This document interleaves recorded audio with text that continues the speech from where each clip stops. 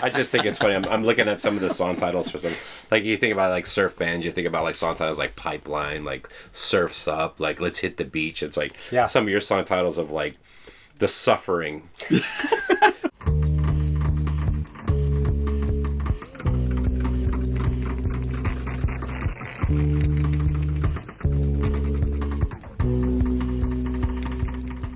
Aloha, children of the night, and welcome to another episode of the Tiki Goth Club. Today I am in the Bamboozled Bungalow.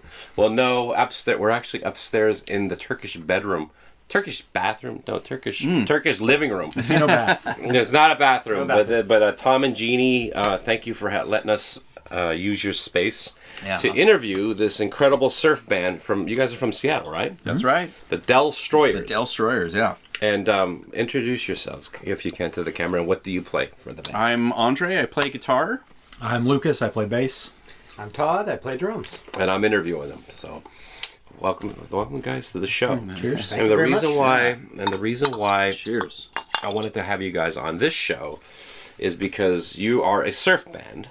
Yes. But you have a dark edge to your style. The darkness. And as you see, we're all wearing black. You know, this was not planned, but this is how we live. This is how we normally live. It's spring. Right, it's spring. It's our spring attire. Yeah, this is spring attire. No, I love black because it's very slimming. Let's go back. When did the Delstroyers start, and how did it start? 2015. 2015. I believe is when we started. Wow. Is it? Yeah, I think 2015. Dre and I worked together for a long time. We played together since high school and grunge bands and whatnot, and through all that craziness. But I like how it's all that craziness. all that craziness, yeah, the grunge days and all that. But in the mid '90s, came across a record playing in a house party and got into surf. Got him into surf, and then we. What was that record? I think it was At Home with Satan's Pilgrims. I think it's a record that was playing at that house party, but I'm not 100% sure. It could have been Creature Fear. I didn't know who they were yet. I just heard this really cool music, and I'm like, it's creepy. There's no vocals. It sounds like The Ventures, but more evil or something. So. Like an Evil Ventures. Yeah. Like an Evil Ventures or something. What's not to love about Evil Ventures? About yeah, what's not to love about that? So, I read it going around at this house party, and then you just... Santa's Pilgrims? Yeah, Santa's Pilgrims. So...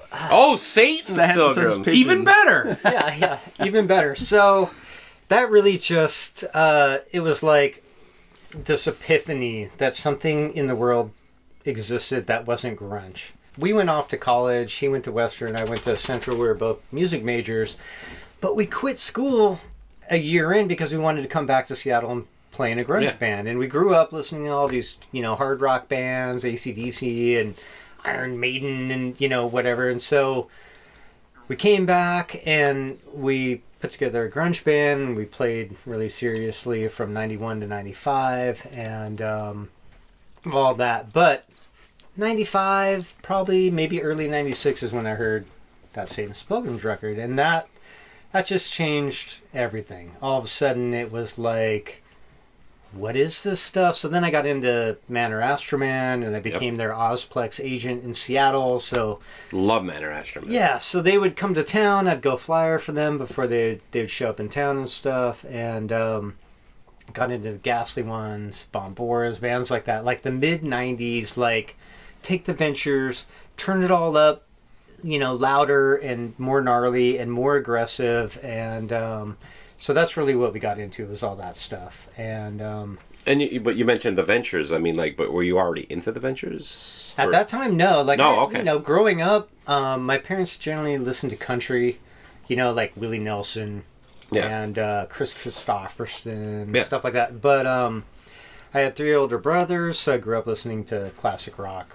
Zeppelin, Pink Floyd, Queen, bands like that. And the interesting thing, as we're talking about this, the interesting thing about the Ventures is that, you say they're like a surf band, but they had a point in their career where they were doing that. Mm-hmm. because like you get to like Underground Fire, Yeah. they're doing like instrumental covers of Yeah. like the Doors and shit like that. Like Yeah. like you get. And then the interesting thing, but like it's hard for me to compare any other surf bands.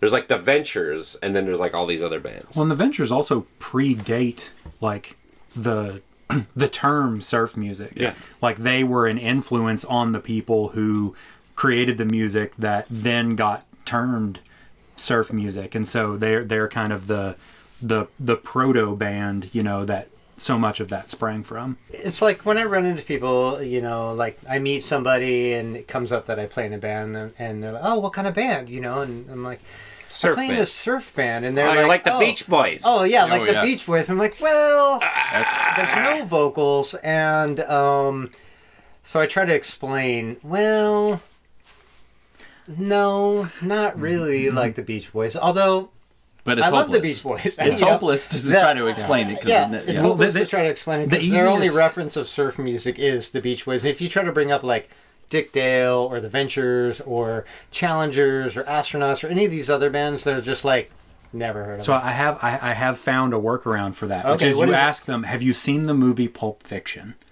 And Yeah, they're like, right. oh yeah, I've seen Pulp Fiction. And then you can be like, and then they're, oh, that's surf music. Do Like you that is think- the shortcut. Okay. You, For, well, for, you- for people who otherwise would know That's nothing the about bailout. surf. You're, of the you're conversation. okay. Well, you actually brought up because I was gonna bring up Pulp Fiction Huh? because that movie or that soundtrack introduced me to a lot of music. Mm-hmm. Like I knew of the Ventures before that, but that was my introduction to Dick Dale and Link Ray. I always think about like, okay, what was my favorite decade that like I've lived in? Mm-hmm. And I hate the 70s. I think the 80s were ridiculous. All the pastel colors.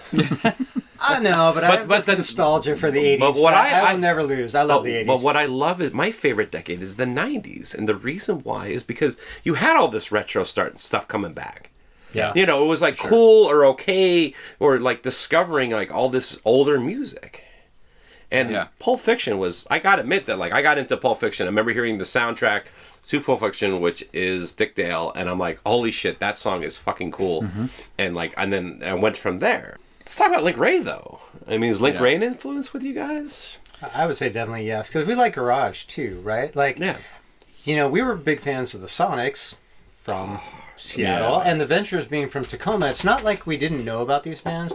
You know, Paul Revere and the Raiders, stuff like that. Yeah. Like, you know, I heard all that stuff growing up. You Me know, too. Louie was gnarly and rockin'. You know, like that was like an anthem that Yeah. just reverberated in the Pacific Northwest. That was a big know? discovery to like kind of like waltz into the grunge era in the 90s and then Yeah. realize, oh, actually much more, you know, sort of broad and prolific than that. Mm-hmm. You know, and all these kind of like genre defining bands coming out of here.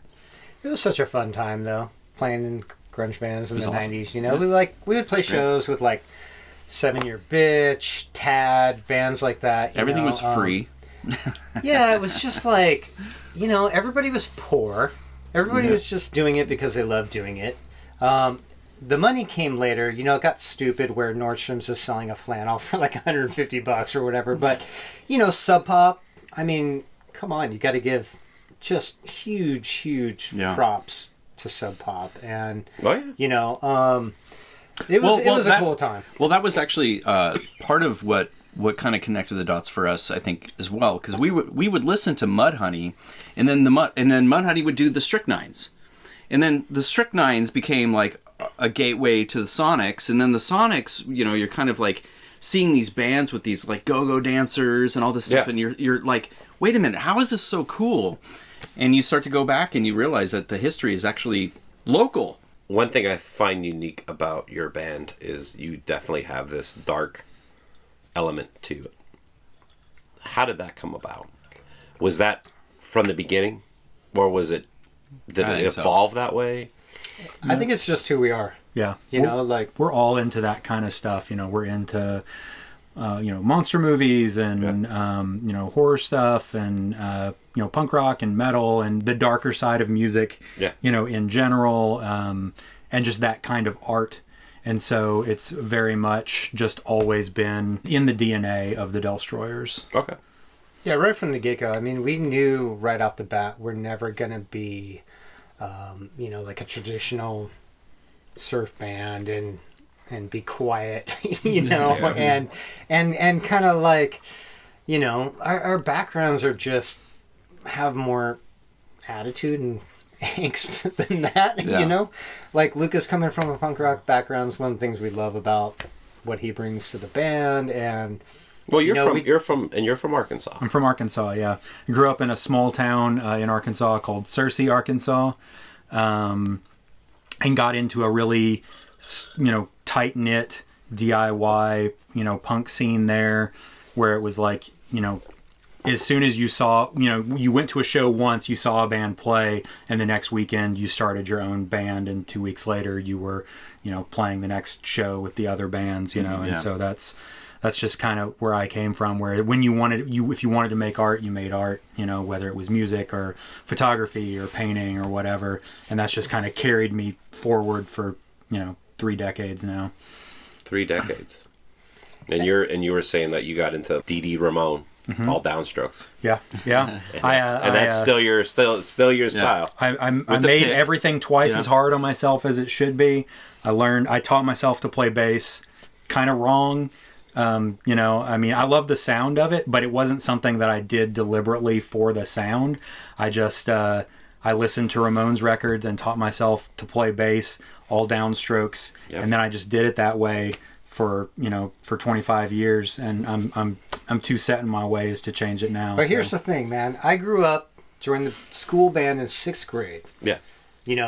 Wind ensemble, marching bands, jazz bands, every schooled thing you can think of. Yeah.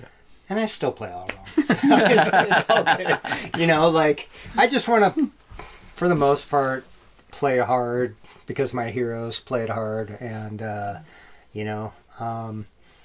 it's like, drum lessons with so and so and so and so and so and so, like growing up. But at the end of the day, you are who you are, and you're going to play how you play. So the interesting thing was, I was going to ask you, I mean, both of you guys have been in, like we were talking, we're all similar, the same age. Yep. Gone through a lot of different types of music. I mean, how did it go from being okay, you're playing grunge, and now you're like, okay, now we're going to do the surf thing. Like, how did that did you have to rethink how you played your instruments or your equipment? I did. How so? Oh, I mean, it was just, surf music is technical music, I think. It's technical. Yeah, it's technical. Oh my God. And it's fast. Yeah, well, it's a lot of tremolo picking too. Right, and honestly, I had to kind of go back to the thrash kind of technique, and a lot of alternate picking, a lot of on the E string, just ripping it, and that takes a minute to get going, I think. Yeah, totally agree. But you have this background, growing up with heroes like Yngwie Malmsteen, right? Yeah. Where it's not that far removed, right? I was saying before, it reminds me of the shredder guitar. Replace distortion with reverb, and you're in the same wheelhouse. For me, I grew up with my heroes playing, like hair metal days where guys are playing, everything is strokes like this, you know. And then it's like, okay, I got to play 180 BPM and maintain eighth notes on the ride cymbal. Like I'm going to have to bring this down a bit. And I still struggle with, my background of just wanting to play as hard as I physically can, which is what I tried to do in the 90s. Literally, it was play as hard as you possibly can. Break drum heads. Yeah, just stuff. Destroy. Yeah. And now, going into the surf thing is oh, that's not going to work. If I want to maintain eighth notes on the ride cymbal, you can't be let alone the hi-hat. Well, the trick is to get through the whole show. Yeah. Yeah. Because it's going to have to change. So it's something I struggle. I mean, honestly, I struggle with it all the time. I just got done with practice and my hand is destroyed because I'm playing too hard. It's just, again, kind of who you are and where you come from, and habits that, And sometimes we just let loose, and we know our hands are going to be thrashed and we're going to break all our strings and stuff's going to have to be replaced. But it's sometimes we're just well, But here's This the is thing, gonna be one of like, those days. You know, you were asking me who's my favorite surf drummers, and I mentioned, you know, of course, Mel Taylor. Yeah. Like my biggest man crush of all time when it comes to surf drumming. But Right. you know, Ted from Satan's Pilgrims, like, to me, they're like, I don't know. They were the first love. Yeah. You know, you go back to your first love in music, like, your first love might have been Led Zeppelin. Your first love might have been, I don't know, AC/DC. fucking Pat Benatar or some shit. Like, whatever your first love was, like, that's always going to be this thing. And so, like, Ted for me is, like, you know, he's awesome. And so, you know, go and play a show with Ted. We get to know Ted. We're friends with Ted now. But seeing Ted, like, with tape on his hands and how hard Ted plays, and I'm like, all right, don't have to tone it down that much. You know? Like, if Ted can play that hard, then okay, Yeah. cool, you know? The thing that I love about surf music is its direct ties to, you know, it's 2022. You guys started in like 2015. You were saying we are definitely in the future as it goes. I mean, you talk about the 90s. I mean, the 90s are like how many decades ago is that? Billion. Too many. Yeah. And I think about like getting into Tiki and like Mai-Tais, and what I loved about Tiki, it was its direct connection to the mid-century. Everything that we're talking about, even like the bands that we're talking about, like whether it be the Beach Boys or the Sonics or the Ventures, we're talking about music that's from the mid-century, like early 60s. And it all comes down to like that period of time. Even you're talking about like the movie, like you're talking about horror, and I'm guessing you're talking about like the old stuff, right? Like you Yeah, were like White Zombie and, you know, Bela old- Lugosi, White Zombie. Yeah, I like old Vintage horror horror. movies. Yeah, the you know, I've Creature got from this- the Black Lagoon. Yeah. Probably one of my favorite horror Yeah, movies of all time. You know, Love the Creature from the Black Leather Lagoon. I love that. I'm so used to saying the Creature from the Black Leather Lagoon from the Cramps. Are you guys into the Cramps? at all? Yes. Oh, yeah. Love the Love the Cramps. Cramps. Absolutely 1,000%. There's you know, surf in that, you know. I mean, there's God, tons yeah. of surf. They in do that. Surf and Burn. Yeah. Yeah, I mean, yeah, Surfing Bird, right? They have like what's ones like you got good taste. Dan. It's like that's like Surf and Stomp from like Dick Dale. Yes. Yeah, totally. But the thing with the Cramps for me was, like, I grew up a metal kid. Yeah. You know, hair metal in the early '80s to heavier, darker metal in the later '80s, Yeah. and so like, you know, the Cramps wasn't something that I had discovered until way later, and then it was just like, you know, drool. How has it been for you guys doing surf music in now? How has it been for you guys? All right, awesome. I mean, Yeah, it's- literally, like, we just started playing surf because we liked those bands. We liked Yeah. Satan's Pilgrims, Man or Astroman. You're like, can we Ghastly play One. this music? We You like know, these it's- evil, you know, surf bands from the mid '90s. So we just started playing it, Yeah. and then we were like, well, let's just record a few tunes, and we homebrewed the first EP. We recorded it ourselves. I mixed it. It's just a little CD. Oh, okay. Yeah, no, we Four tunes, We five didn't think we'd tunes, ever four play a tunes, show four at tunes? this point. We were just like, let's Really? make this little. Yeah. Because I saw you guys at Tiki Con. Yeah. That wasn't We- that was a little bit later, but you know, end of 2015. But- I'd say you guys are doing okay. But we did this little EP, you know, and it was like, let's just record some songs because we like playing this kind of music. We didn't know anybody played surf in Seattle. No idea. No idea. No idea. We were just doing it because we thought it was fun. We were like post grunge era, post working era. There wasn't even a show in mind. Like there wasn't a thing like, oh, let's go play shows. Yeah, Like, we were didn't like, even know where to play. we were shows. anti-shows because we were Where do so surf burned out. bands play? Yeah. Yeah, we were so burned out from the 90s where we'd play like 2-3 shows a night, you know, and all the Seattle clubs and all that. We're like, let's just play some tunes that we like. Yeah. We'll play some, you know, Low Straight Jackets tunes were the first couple. That's kinda you what know, we started tunes with. we started playing and Yeah. stuff. And so we were like, well, let's just record it. You know, and then it was like, okay, well, we got 4 songs. Why don't we print some CDs for fun? You know, Yeah. what the Yeah. fuck? Kind of fun, right? Yeah. And so then I just like blindly started sending them out. You know, I sent them out to like Surf Rock Radio and Storm Surge Reverb. locally. Storm Surge Reverb. Yeah, Storm Surge Reverb, right? So then locally, I blindly sent it out to KAXB. They had a great show. Shake the Shack. They did a little surf segment. I'm like, Leon they'll Berman. never play it, That's right? Leon Berman. That's it. Yeah, so I get this text from a guy I work with. I'm at home, I get this text, and he's like, I'm listening to Shake the Shack, and the DJ, I swear, he said he's just about to play you guys. I'm like, really? So I turn it on. I scramble down to the stereo, turn it on. I'm like, how do you get a, FM to come in on? I wanted to hear it on my actual stereo. So, yep, there it was, and something that we were just did for fun and whatever. And so, really things just snowballed. Well, it turns from out there. there's a whole community. Like, we didn't even know about. Yeah, we didn't know about people were playing surf shows. We were heads down. You got to realize, like, Dre and I both make video games for a living. So You make Yeah. video we were games? like, we were heads down, like, hardcore crunch time.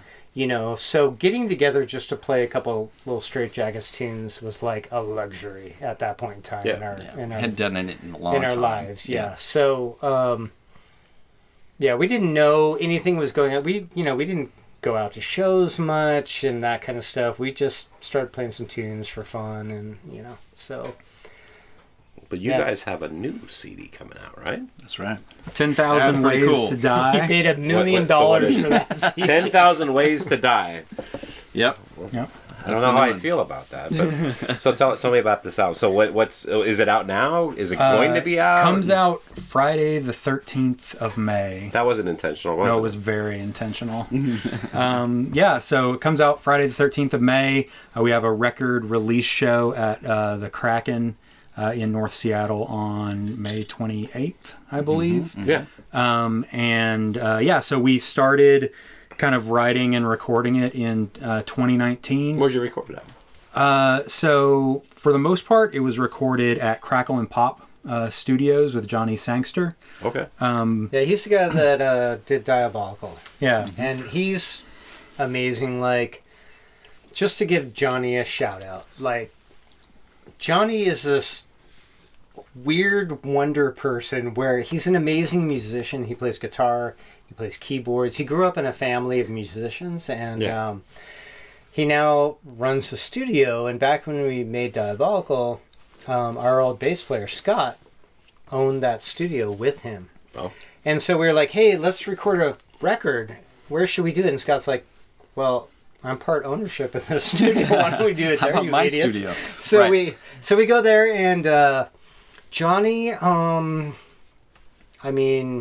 he's like just been amazing about comfort level of going in the studio and doing a record and all that kind of stuff. And we gave him some like reference, like, here's kind of what we're about. And he came to our rehearsal room and watched us play and all that kind of stuff. And so when we were like, we want to make another full-length record, who should we do it with? It was like, well, it's got to be Johnny, because Johnny's awesome. So Yeah.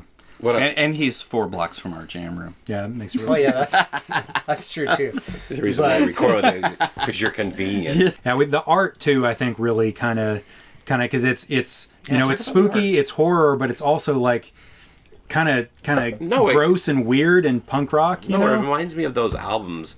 You remember those albums, like, when we were younger, where it was just sound effects of like horror. Yes. Hour sound effects. So it'd just be like Do you know how many of doors those creeping records I open own? and shit. I Those have were- a full collection of those records. I actually like seek them out. You can keep that. And just Oh, like thank you. like Thank you for that. Halloween records, sound effects. I don't know how many of these records I have. I have many. Yeah. Like, those were definitely the reference photos we were passing around when we were sort of like pitching the idea. So the art is by this guy Tom Lowell, who's a friend of mine. He's a punk rock dude. Lived in Seattle for a while, moved back out to the East Coast, but still in contact with. Awesome dude. Plays drums.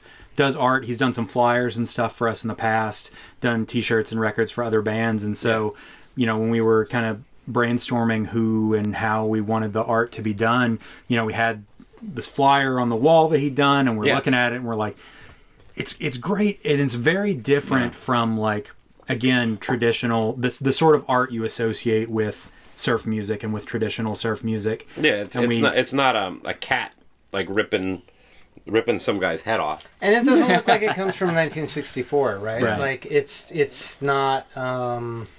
It doesn't say, "Hey, we play traditional surf music," because we really don't. You know, we have influences from that, but you know, we wanted like purposely to do something a bit different, right? Like if you play in a surf band, it's like, okay, we're gonna put out a record. Okay, what should the cover look like? Okay, well, it should look like something that came from 1964. We're like, how about it doesn't? Not necessarily. Yeah.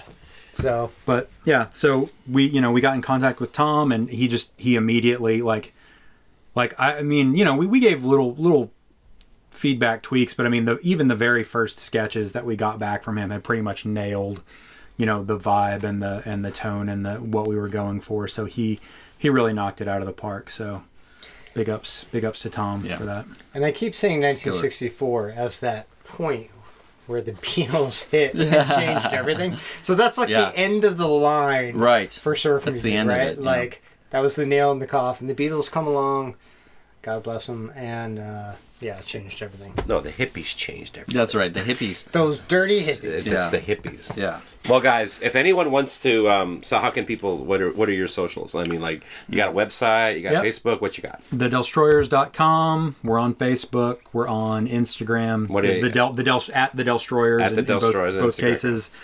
We've got a Bandcamp, the Delstroyers.bandcamp.com, which is where you go if you want to pre-order the record or buy any of the old stuff. Yeah. We've got a 7-inch also out on High Tide Recordings that you can get there as well. And then if you want to High come out, Tide Recordings. Wow. Yeah.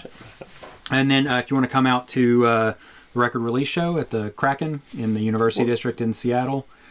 Yeah, I was gonna say because you said North Seattle. I'm like, I thought the Kraken's in the U District. I live in the very South Seattle, so I live- anything north of the Ship Canal Bridge. You is don't live North too Seattle. far away Say from North me. Seattle. Yeah, I I think know, of I know. like Shoreline. Yeah, when I was thinking North Seattle, I'm thinking like Daryl's. Daryl's. Yeah. Yeah. Well, that's not even Seattle technically South of anymore. Daryl's. But Yeah. South we'll be of there. Daryl's. Anyway, at the Kraken in the University District on May 28th, we'll have copies there as well. There'll be vinyl out later in the year as well. It's just with all the pandemic stuff, like it takes a really long time to get vinyl made now. Oh, I heard that. I heard it's really long hard time. anyway. Yeah, Yeah. it's coming. It won't be that long, but yeah. come fall. Later in the year. Yeah. Cool. Well, thanks, guys. And Thank you. Delstroyers, Yeah. thanks for coming on the show. Thank you. Thank you. Thank you. Thank you.